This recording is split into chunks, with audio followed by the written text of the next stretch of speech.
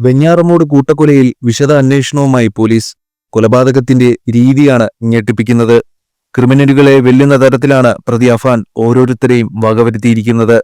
ഒടുവിൽ പോലീസ് സ്റ്റേഷനിൽ കീഴടങ്ങിയതുവരെയുള്ള സംഭവങ്ങൾ ക്രൈം സിനിമകളെപ്പോലും വെല്ലുന്നതാണ്.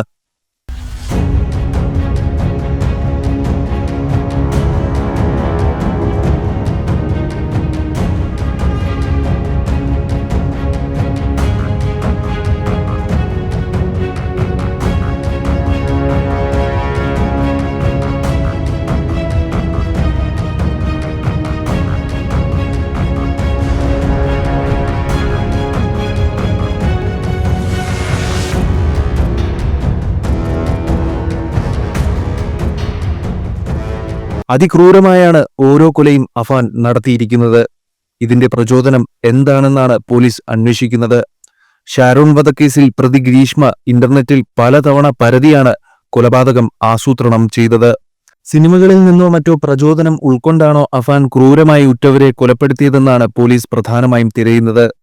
ഇതിനായി കഴിഞ്ഞ ദിവസങ്ങളിലെ അഫാന്റെ ഇന്റർനെറ്റ് സെർച്ച് ഹിസ്റ്ററി അന്വേഷണ സംഘം വിശദമായി പരിശോധിക്കും. അഫാന്റെയും അഫാൻ കൊലപ്പെടുത്തിയ പെൺസുഹൃത്ത് ഫർസാനയുടെയും ഫോണുകൾ പരിശോധിക്കും. ഇതിനായി സൈബർ വിഭാഗത്തിന് അന്വേഷണ സംഘം കത്ത് നൽകിയിട്ടുണ്ട്. കൊലപാതകങ്ങൾ പ്രതി ആസൂത്രണം ചെയ്തുവെന്നാണ് അന്വേഷണ സംഘത്തിന്റെ നിഗമനം.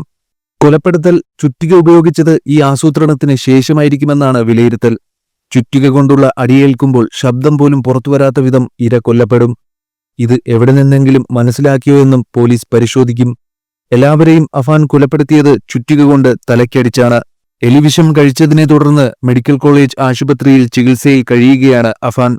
അഫാനെ വിശദമായി ചോദ്യം ചെയ്യേണ്ടതുണ്ട്. കഴിഞ്ഞ രാത്രിയിൽ ഡോക്ടർമാരുടെ അനുവാദത്തോടെ പ്രതിയോട് ചോദ്യം ചെയ്യാൻ പോലീസ് സംഘം എത്തിയിരുന്നു. എന്നാൽ കൃത്യമായ മൊഴിയെടുക്കാൻ പോലീസിന് കഴിഞ്ഞില്ല. എലിവിഷം കഴിച്ച അഫാൻ അപകടനില തരണം ചെയ്തിട്ടില്ല. എലിവിഷം സാവധാനം ആന്തരികാവയവങ്ങളെ ബാധിക്കാൻ സാധ്യതയുണ്ട്. അതിനാൽ അഫാൻ നിരീക്ഷണത്തിലാണ്. മെഡിക്കൽ കോളേജിൽ പേവാർഡിൽ കൈവിലങ്ങിട്ട് പോലീസ് സുരക്ഷയിലാണ് അഫാൻ ചികിത്സയിൽ കഴിയുന്നത്. തിങ്കളാഴ്ച രാത്രിയിൽ പ്രതി അസ്വസ്ഥത പ്രകടിപ്പിച്ചിരുന്നു. കയ്യിൽ കുത്തിവെച്ചിരുന്ന കാനുല ഊരിക്കളയുകയും ചെയ്തു. ഇപ്പോൾ അക്രമാസക്തനാകുന്നില്ല എന്നാണ് ഡോക്ടർമാർ പറയുന്നത്. ആക്രമണത്തിൽ ഗുരുതരമായി പരിക്കേറ്റ അഫാന്റെ ഉമ്മ ഷെമി വെഞ്ഞാറമൂട്ടിലെ സ്വകാര്യ ആശുപത്രിയിൽ ചികിത്സയിലാണ്. ഷെമിയുടെ ആരോഗ്യനില മെച്ചപ്പെട്ടിട്ടുണ്ട്. ഷെമി സംസാരിച്ചു തുടങ്ങുകയും ചെയ്തു.